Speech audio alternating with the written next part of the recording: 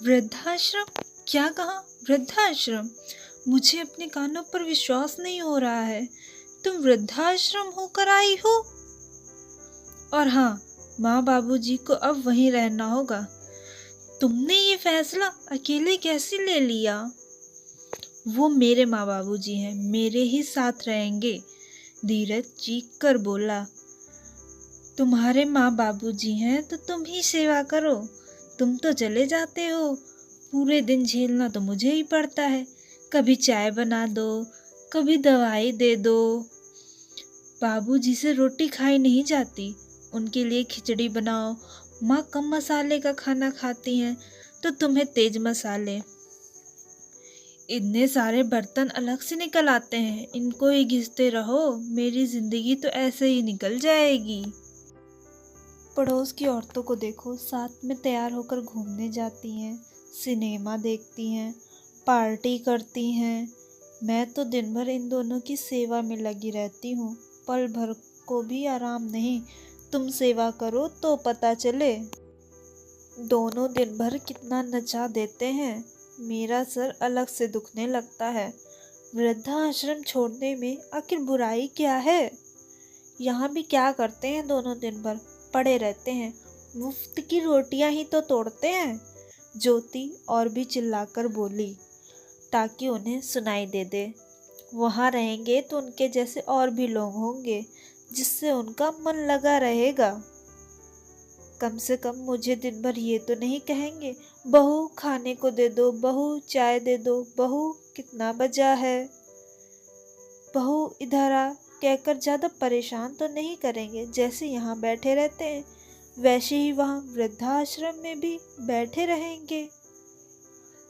मुझे तो इस तरह की नौकरी से मुक्ति मिल जाएगी। क्या जीवन भर मैं इनका ही करती रहूंगी? मेरी भी अपनी जिंदगी है कोई।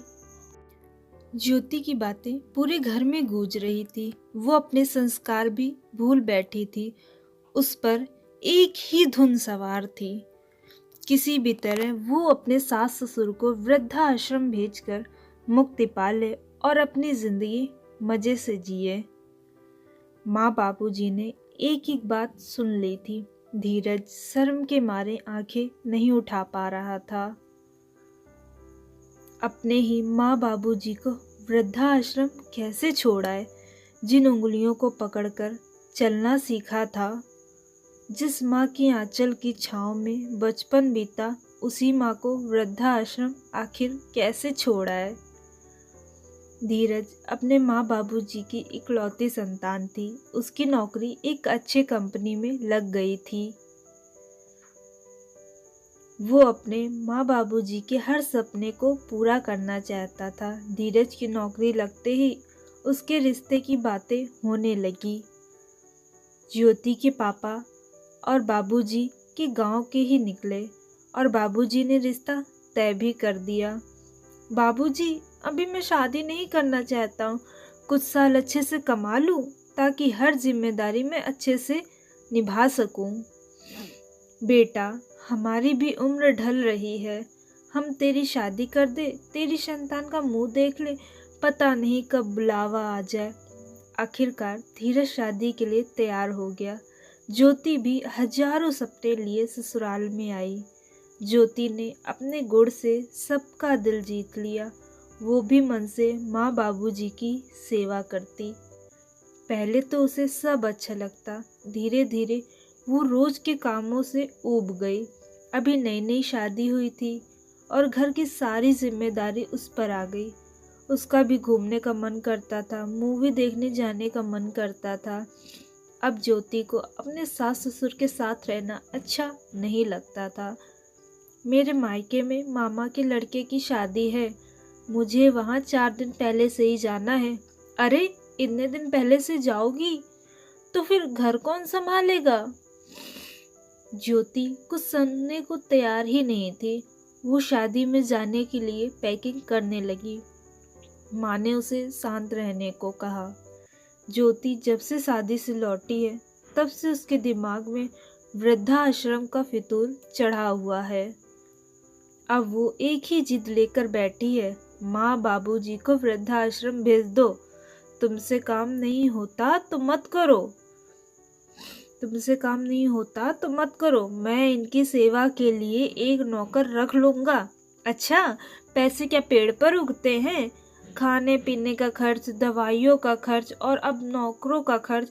मेरी जिंदगी तो नरक ही हो गई है जो मैंने तुमसे शादी की। कहते कहते ज्योति भी चिल्लाई। धीरज को कुछ समझ नहीं आ रहा था। इधर माँ बाबूजी की जिम्मेदारी थी और उधर ज्योति की जिद। शादी के बाद लड़की ही नहीं, लड़के के भी जिंदगी में दो राहें आ जाती हैं। पत्नी की सुने तो परेशानी और माता पिता की करे तो पत्नी गुस्साई रहती हैं। अगले दिन सुबह कुछ खटपट की आवाज़ से ज्योति की नींद खुली। देखा तो धीरज सामान पैक कर रहा था। वो मन ही मन खुश हुई कि अब सास ससुर की सेवा से छुटकारा मिल जाएगा। ज्योति, तुम्हारी ये वाली साड़ी भी रख दूं मैं? ज्योति अचानक से उठी। मेरे कपड़े क्यों पैक कर रहे हैं आप? कहाँ जा रही हूँ मैं? तुम अकेले ही नहीं, हम दोनों जा रहे हैं। मैंने किराए का एक कमरा देख लिया है। आज से हम दोनों वहीं रहेंगे। अच्छा ये है कि वहाँ पर माँ बाबूजी की सेवा नहीं करनी पड़ेगी तुमको। आराम से रहना, मजे से घूमना। मगर हम क्यों जा रहे हैं? माँ बाबूजी को वृद्धाश्रम भेजने की बात थी। हम तो यहीं अपने घर में रहेंगे। ज्योति, ये हमारा घर नहीं है, ये घर माँ बाबूजी का है। इस पर हमारा कोई हक नहीं है। इस घर में माली काका की विधवा बेटी रहेगी। वो किराया तो नहीं दे पाएगी पर माँ बाबूजी की सेवा ज़रूर करेगी। मैंने पास में ही कमरा लिया है, सुबह शाम आता रहूँगा। आखिर मेरे माता पिता हैं, मेरी तो जिम्मेदारी है। तुम भी मेरी जिम्मेदारी हो। तुम्हारे साथ 7 फेरे लिए हैं तो तुम्हारे साथ भी रहना है। लेकिन मैं माँ बाबूजी को इस उम्र में वृद्धाश्रम छोड़ाऊँ, ऐसा विचार भी तुम्हारे मन में आया कैसे? कर्म तो हर जगह गिने जाते हैं। अभी माँ नहीं बनी हो, कल तुम्हारी संतान होगी और वो जब तुम्हें घर से बाहर निकालने का सोचेगी तो तुम्हें मेरी माँ का दर्द समझ आएगा।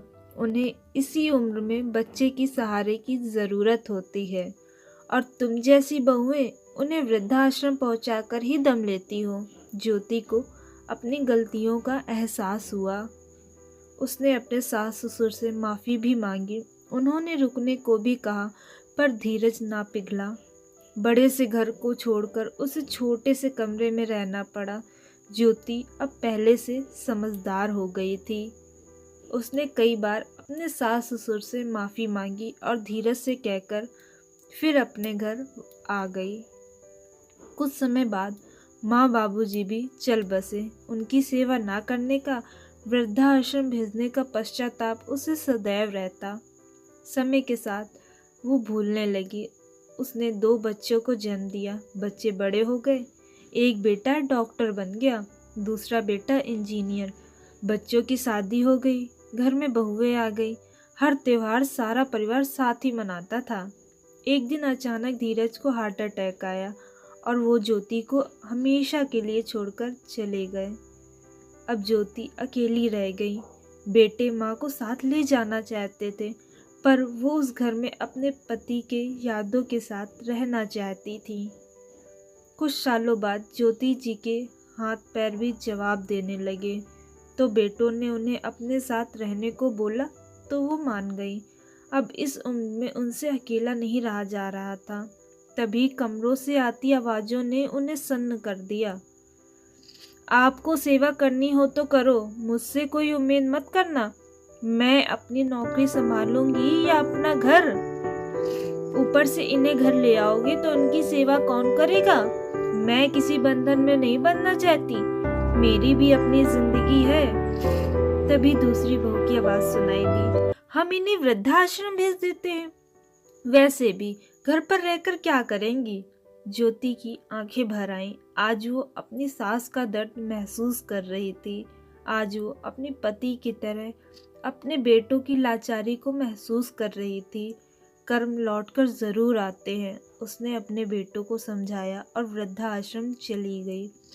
अपने सास ससुर को वृद्धाश्रम पहुंचाने वाली औरतें ये अक्सर भूल जाती है कि कल को उनकी संतानें भी उन्हें वहां पहुंचा सकती हैं। जीवन में हमारे किए गए कर्म लौटकर ज़रूर वापस आते हैं।